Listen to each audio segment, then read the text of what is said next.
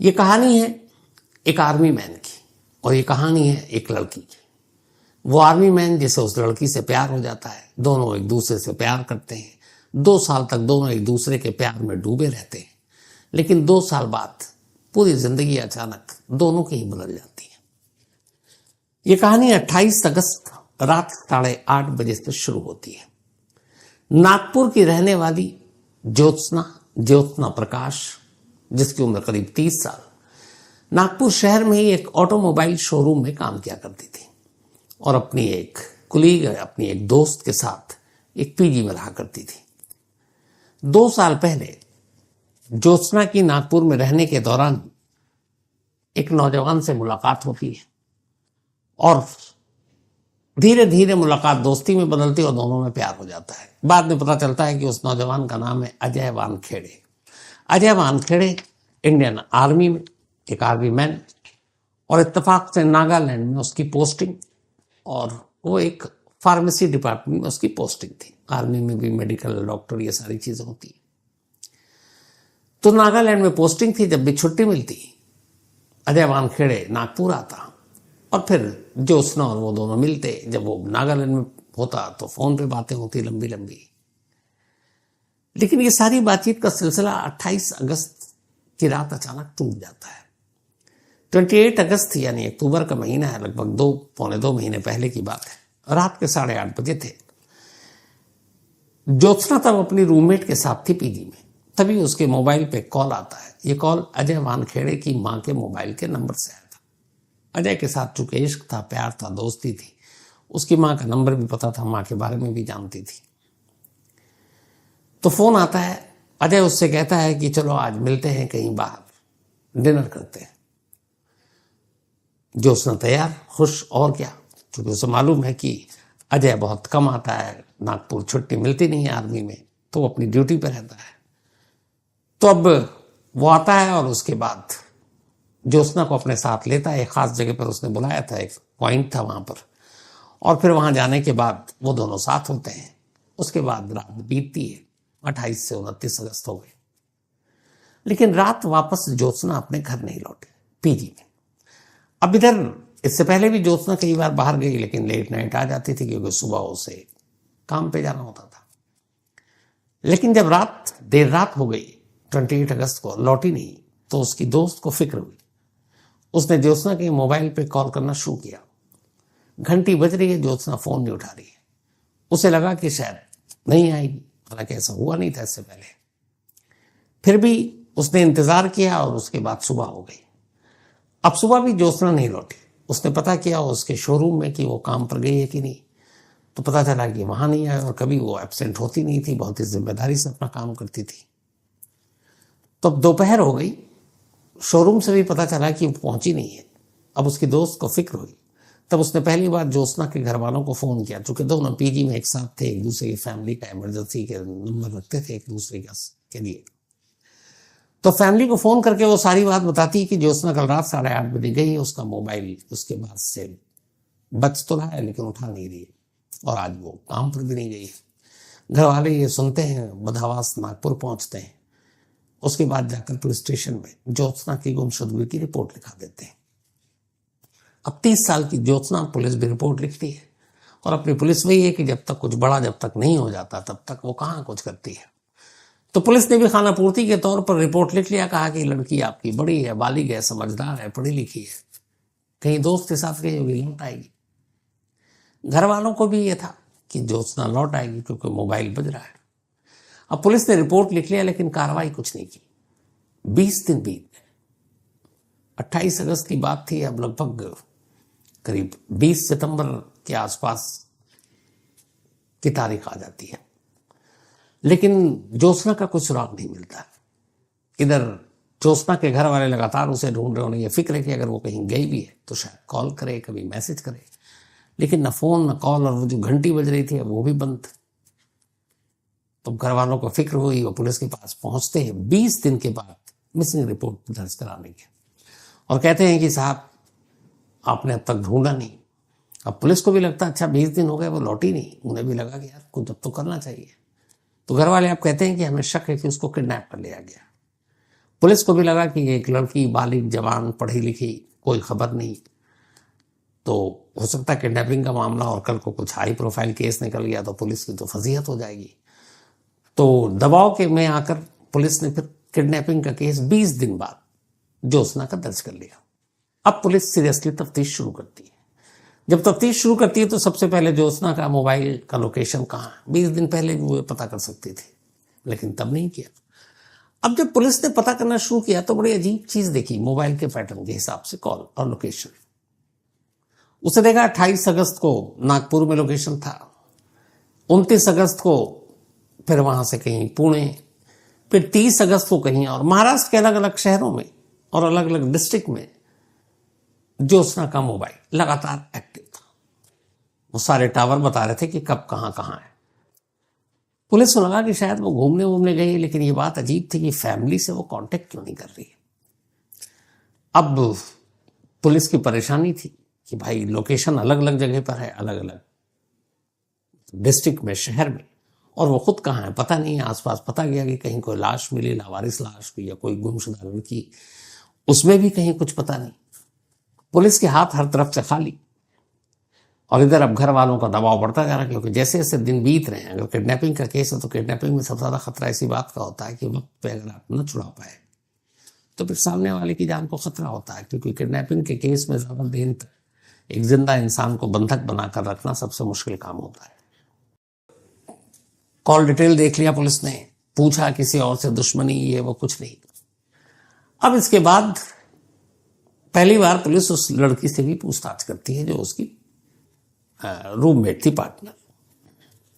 उससे पूछती है कि अच्छा उस दिन बताओ 28 अगस्त लाश देखा गया, कहाँ गई, क्या बताया।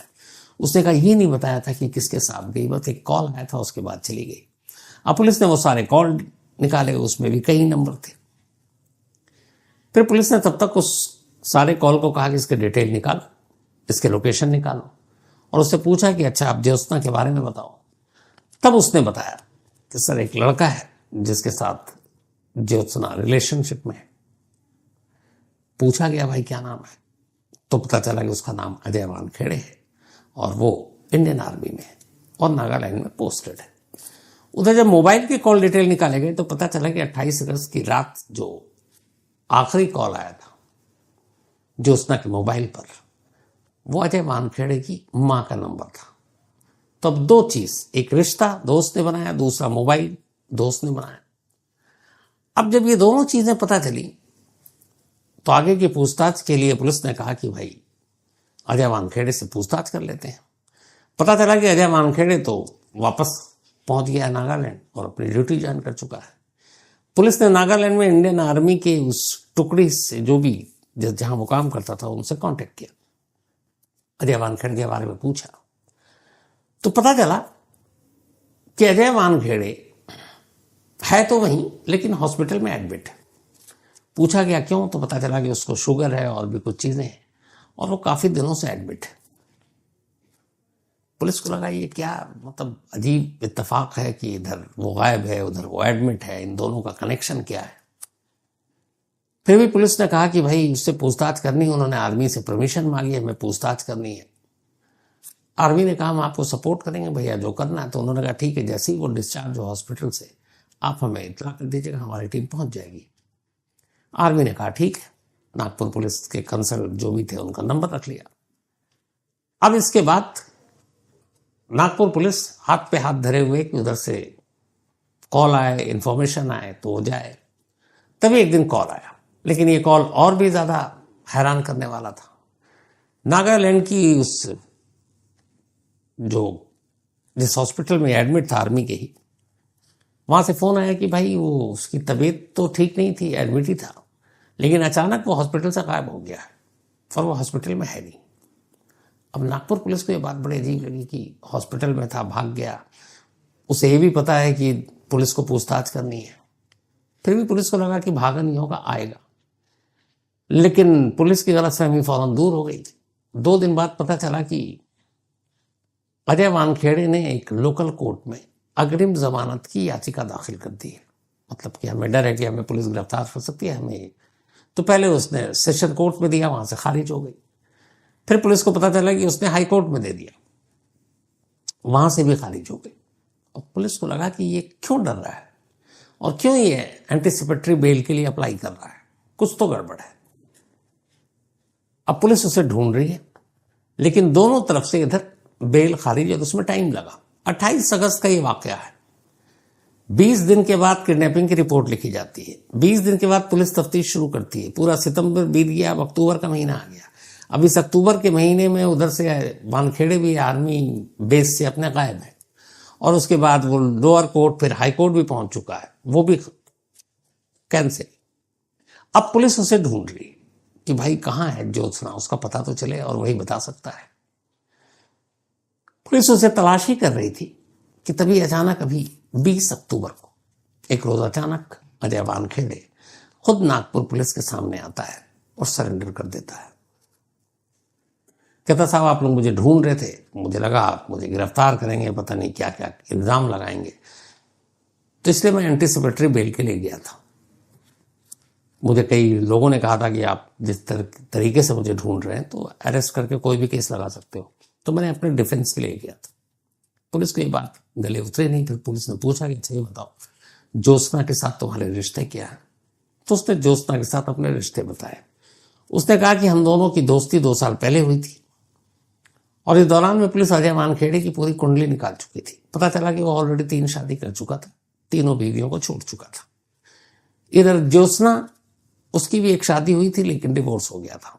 अब ये दोनों साथ में 2 साल से थे, मिलते थे, जुलते थे, और उसके बाद धीरे धीरे अब ज्योत्सना भी उससे शादी करना चाहती थी। उसने यही सारी बातें बताई। तो पूरी पुलिस ने पूछा कि भाई इस वक्त ज्योत्सना कहाँ है? तो उसने कहा मुझे नहीं मालूम। उसने कहा अपने 28 अगस्त को तुम्हारी माँ के नंबर से फोन आया था। उसने कहा मैंने किया था, हमने मिलने के लिए बुलाया। तो बोला फिर कहाँ गए? उसने कहा मिलने के लिए एक होटल में गए थे नागपुर में, होटल में रुके और फिर लेट नाइट होटल को चेकआउट कर दिया, और वापस ज्योत्सना को मैंने कहा तुम घर जाओ, मैं अपने घर जाता हूं, और उसके बाद मैं कुछ नहीं जानता हूं। अब पुलिस हैरान कि आदमी 2 एंटीसिपेटरी बेल पहले कोर्ट में अप्लाई करता है, खारिज होता है, खुद ही पुलिस के पास आ जाता है, रिश्ते कबूल कर रहा है, लेकिन ज्योत्सना कहाँ ये नहीं बता रहा है। और उसने कहा था मुझे सच में पता नहीं। अब इधर ये भी है कि एक आर्मी मैन है भैया, अपने सेना का बंदा है, तो आम आदमी तो है नहीं कि उठा के आप अंदर कर दोगे, फिर 3rd डिग्री इस्तेमाल करोगे, फिर सारी चीजें। तो पुलिस को ये था कि केस मजबूत होना चाहिए, सबूत पूरे होने चाहिए, तभी उस पर हाथ डालेंगे। अब उसकी सारी पूछताछ हुई, लेकिन वो इससे आगे कुछ बताने को तैयार नहीं। अब पुलिस ने अपनी इन्वेस्टिगेशन की। उसने अजय वानखेड़े के मोबाइल के 28 अगस्त से लेकर उसके बाद के लोकेशन निकालने शुरू किए। जब 28 अगस्त की रात की लोकेशन निकाले तो उसने ये सच कहा कि उसने नागपुर के एक होटल में रुका था, उसके आसपास के टावर से लोकेशन मिल गया। लेकिन इसके बाद वो ज्योत्सना को उसके घर छोड़ दिया और वो चले गए वो अपने घर। यहां से उसके झूठ का सिलसिला शुरू होता है। पता चला नहीं, होटल से निकलने के बाद ज्योत्सना और इन दोनों के मोबाइल का लोकेशन एक ही जगह था पूरी रात। और वो जगह कहां थी? नागपुर के आउटस्कर्ट में एक ऐसे हाईवे पर जहां पे दोनों तरफ जंगल है। अब जंगल में दोनों रात को क्या कर रहे हैं? यहां से पुलिस का माथा ठनका, लेकिन इसके आगे और कोई सुराग नहीं मिल रहा है सिवाय लोकेशन के। अब इसके आगे की कहानी जानने के लिए पुलिस को किसी न किसी सूरत में अजय वानखेड़े से अब पूछताछ करना मजबूरी था। और यह भी कि अब भूल जाओ कि यह आदमी मैन है, एक आम सस्पिशियस सस्पेक्टेड संदिग्ध इंसान के तौर पर उससे पूछताछ करनी है। पुलिस ने खेल खेला, बताया कि देखो यार तुम्हारा ये जो लोकेशन है ना 28 अगस्त की कहानी, आधी तुम सच बोल रहे हो आधी झूठ बोल रहे हो। तुम होटल तक गए वो भी बात सही है, उसके बाद लेकिन तुमने ज्योत्सना को घर नहीं छोड़ा और ज्योत्सना घर नहीं गई, बल्कि तुम दोनों एक साथ थे और तुम्हारा लोकेशन इसी शहर के आगे एक जंगल में हाईवे पर जाकर मिलता है। आखिरी ट्रेस वहीं हुआ है। और उसके बाद फिर जो ज्योत्सना के मोबाइल का लोकेशन है वो अलग अलग शहर दिखा रहा नेक्स्ट डे से अगले 2-3 दिनों तक। तो उसने कहा नहीं मैं तो 2-3 दिनों तक इन शहरों में नहीं था, आप चाहे तो मेरा मोबाइल दिखा देख लीजिए। और पता चला कि वाकई वो 29 अगस्त को उसका लोकेशन 29 के बाद 30 से नागालैंड था। वो अपने बेस में लौट चुका था। वहां पूछा गया तो पता चला हाँ भाई ये तो यही है। तो अब इधर एक लोकेशन ज्योत्सना का दिखा रहा है जो पुणे दिखा रहा है, महाराष्ट्र के और डिस्ट्रिक्ट दिखा रहा है, और कुछ एमपी के बॉर्डर के आसपास का भी दिखा रहा है, और इधर इसका लोकेशन जो है वो तो दिखा रहा है सीधे नागालैंड, जहां पे इसकी पोस्टिंग है। अब पुलिस को एक गुत्थी समझ में नहीं आई, लेकिन ये है कि इसके अलावा और कोई सस्पिशियस नहीं। जो कॉल डिटेल रिकॉर्ड था उसमें भी निकाला, इनके अलावा लास्ट कॉल किसी का नहीं, इससे पहले का कोई नहीं, मतलब शक के दायरे में कोई अभी तक है ही नहीं। तो एक ही बंदा है और उसी से अब सच उगलवाना है, और वो भी उसी के जरिए, क्योंकि आपके पास और कोई प्रूफ सबूत है ही नहीं। अब उसी से सारे सबूत को जिंदा करना, पैदा करना। तो पुलिस ने उससे फिर अपने तरीके से पूछताछ की और उसे बताया कि देखो हमारे पास सारे एविडेंस आ गए हैं और वो सब तुम्हारे खिलाफ। अब तुम्हारा कोर्ट मार्शल तो अलग होगा, इधर हमारे इंडियन लॉ के हिसाब से एक जो मर्डर या किडनैपिंग, दोनों में से कुछ है, वो तुम अंदर जाओगे। आखिरकार बड़ी मुश्किल के बाद ये आर्मी मैन टूटता है और पुलिस से कहता है जब ऐसे ही है तो चलो मेरे साथ। इसके बाद वो 21 अक्टूबर को पुलिस टीम को लेकर अपने साथ उसी नागपुर के आउटस्कर्ट में ले जाता है, एक हाईवे पर। उस हाईवे के करीब गाड़ी रोकी जाती है, वहां से पुलिस टीम के साथ वो पैदल चलता है, जंगल के अंदर जाता है और एक जगह जाकर इधर उधर देखता है। और फिर एक जंगल के एरिया में अमूमन मिट्टी और बाकी चीजें होती हैं, पौधे होते हैं, कांटे होते हैं। वहां एक छोटा सा जमीन के ऊपर एक सीमेंटेड प्लेस थी, उसके ऊपर ऐसा लगता था जैसे किसी ने सीमेंट से कुछ बना दिया। वहां रुकता और पुलिस को इशारा करता है, कहता है इसी सीमेंट के नीचे ज्योत्सना है। अब पुलिस, उसे लगा ज्योत्सना कहीं है जो कुछ और कहानी सुनाएगा, लेकिन वो कह रहा है सीमेंट के नीचे। फौरन बुलाया गया, सीमेंट खोदा गया, वहां जमीन खोदी गई और अंदर से कंकाल मिलता है। उस कंकाल के साथ जो कुछ चीजें मिली, ज्योत्सना के भाई और घर वालों ने फौरन पहचान लिया वो कंकाल ज्योत्सना का था। ज्योत्सना अब जिंदा ही नहीं थी, बल्कि उसका कत्ल हो चुका था और कातिल खुद उस जगह तक लेकर आया था पुलिस को जहां उसने लाश दफनाई। अब पुलिस ने कहा कि जब तुमने लाश दिलवा ही दी, ढूंढवा ही दी, तो अब आगे और पीछे की कहानी भी बता दो। तब फिर अजय वानखेड़े ने कहानी सुनाई। उसने कहा कि 2 साल से हम इश्क में थे, लेकिन मुझे शादी नहीं करनी थी, पर 2 साल के बाद अब ज्योत्सना मुझे लगातार शादी के लिए दबाव डाल रही थी और पहले मैं टालता रहा, लेकिन अब उसने मुझे धमकियां देनी शुरू कर दी। अमूमन ऐसे केस में यही होता है। तो मैं तंग आ गया। फिर मैंने तय किया कि इससे छुटकारा पाने का एक ही तरीका, क्योंकि फिर उसने ये भी कहा था कि तुम्हारे आर्मी के सीनियर अफसरों को तुम्हारी शिकायत कर देंगे और बताएंगे तुमने मेरे साथ चीट किया और भी सारी चीजें। तो वो घबरा गया। उसने कहा अब इससे छुटकारा पानी है। और इत्तेफाक से एक आर्मी मैन और एक आशिक होने के साथ साथ वो फिल्में भी देखता था, और पता नहीं ये दृश्यम फिल्में कितने लोगों को ये आइडिया दे गया। उसने इत्तेफाक से, खुशनसीबी बदनसीबी से दृश्यम फिल्म भी देख रखी थी, दोनों।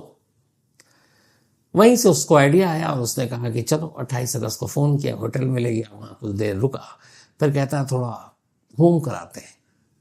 वो भी खुश कि चलो गाड़ी में घूम कर आते हैं थोड़ा शहर। आगे एक नाका था टोल, वहां से उसने एक कोल्ड ड्रिंक लिया, नशीली दवा पहले से रखे हुआ था, उस कोल्ड ड्रिंक में नशीली दवा मिलाई, ज्योत्सना को पिला दी। नाका पार करने के बाद धीरे धीरे ज्योत्सना बेहोश हो गई। उसके बाद उसने एक सुनसान जगह चुना, गाड़ी रोकी, सड़क के किनारे उतार कर, और फिर बेहोश ज्योत्सना को पहले गाड़ी में ही उसका गला घोंटा। जब उसे यकीन हो गया कि मर गई, तो फिर वो उसकी लाश को लेकर अपने कंधे पर रखकर जंगल के अंदर जाता है। लाश रखता है, वापस आता है, गाड़ी में बाकी सारा सामान इंतजाम पहले से था। डिग्गी से वो सीमेंट निकालता है, सीमेंट भी लेकर आया था, फावड़ा भी लेकर आया था। ये सारी चीजों से गड्ढा करता है।